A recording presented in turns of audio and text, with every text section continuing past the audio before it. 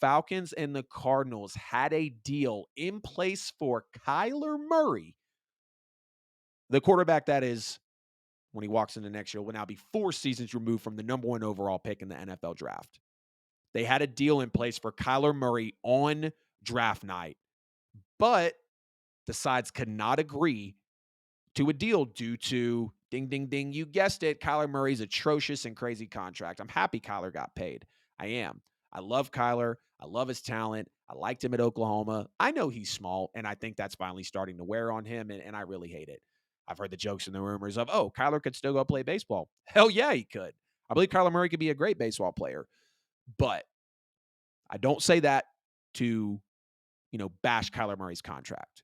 But knowing how his health was, and the Cardinals kind of with a desperate contract move with no real longevity or production for an entire season or playoff wise from Kyler Murray, definitely made it questionable.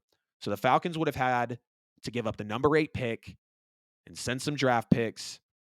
Excuse me. I believe the Falcons would have had to give the number 8 pick to Arizona. I believe some other draft picks as well. It wasn't talked about as a major draft package. Some people said it was actually a measly draft package, to say the least. But it would have been draft picks and taking on Kyler's money for the Falcons.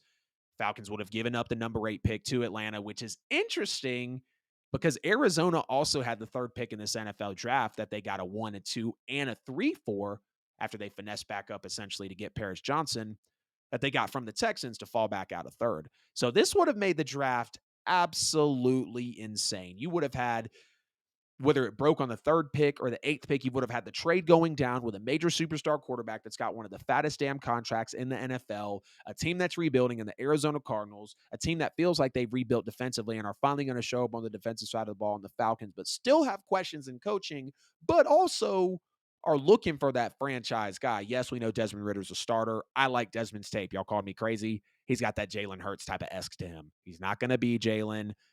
He doesn't play exactly like Jalen, but I see the flashes of Jalen Hurts in Desmond Ridder, a couple plays with the Falcons and some of the time at Cincinnati.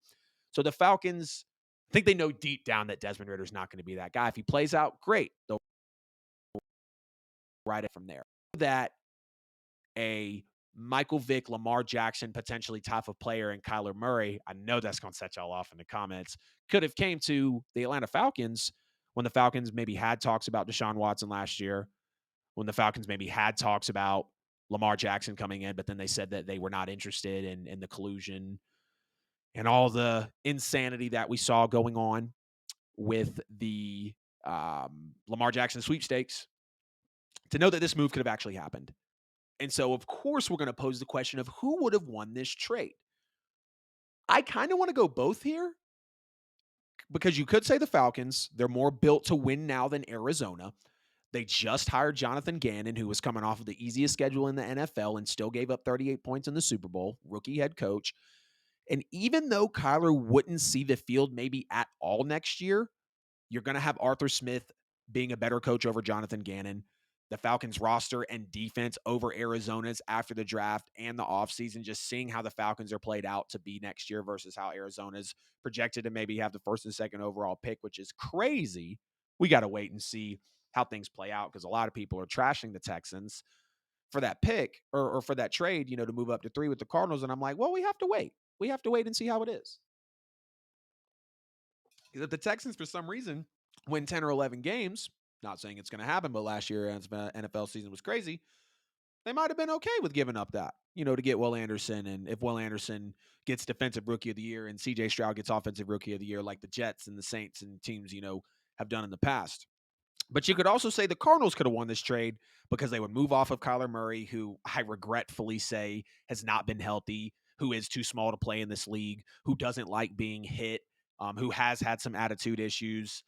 And again, I love Kyler. I'm a fan. I damn near bought his jersey, and I've damn near bought his jersey multiple times because I just love the vibe he brings to the table. Truly defying the odds, can spin it like anyone else, can play at an MVP type player, and at an MVP type level. But the kicker, the best ability is availability.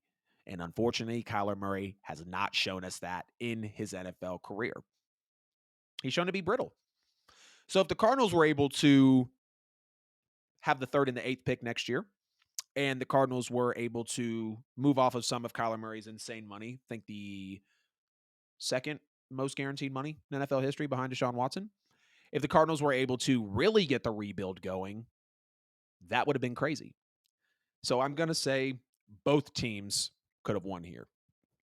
Maybe leaning more towards the Cardinals because if the Falcons gave up that, took on that bad contract just for a guy that hasn't been healthy in 3 seasons, it's going to be very, very unfortunate. And this is just insane to look at considering the Falcons quarterback situation and Kyler's status in Arizona. Kyler was loved by Arizona. We heard multiple reports. We knew Kyler Murray was the number 1 overall pick to the Arizona Cardinals, despite the fact that they had taken Josh Rosen the year before number 1 overall. Cliff Kingsbury comes in at the same time that Kyler Murray does. I called for Cliff Kingsbury job about a year and a half, maybe 2 years into his head coaching career for the Cardinals. And we hear the reports of how they love Kyler Murray. We see the money they pay Kyler Murray, but they were willing to deal him in a trade package. And it just goes to show that the NFL literally stands for not for long. And even if you're the number 1 overall pick, they're probably looking for your replacement later in that draft, if not next year. Maybe they're making calls. Maybe they're trying to get draft capital. I don't want to speculate too much though. The Falcons quarterback situation. Desmond Ridder. Is he really the guy? Taylor Heineke. Very similar to Desmond Ridder. But I don't think Taylor Heineke plays. Well, no, I actually take that back. I mean, when you look at even Taylor Heineke's grit, the way he can move around the pocket, the way he can make some interesting throws, that's just that. And when I say Jalen Hurts play style, it's just that smaller quarterback, good build, can move around, pretty solid arm, and he's a playmaker. And that doesn't mean you have to be an A+ quarterback. There's C+ players in the league that make plays all the time. Excuse me, not all the time, that make plays. But it's the consistency of how often you do it as A+, A- player, whatever you'd like to be. So Falcons fans, Cardinal fans, get in the comments, get in the chat. Let me know, what would you have done if the Arizona Cardinals had traded Kyler Murray to the Atlanta Falcons on draft night?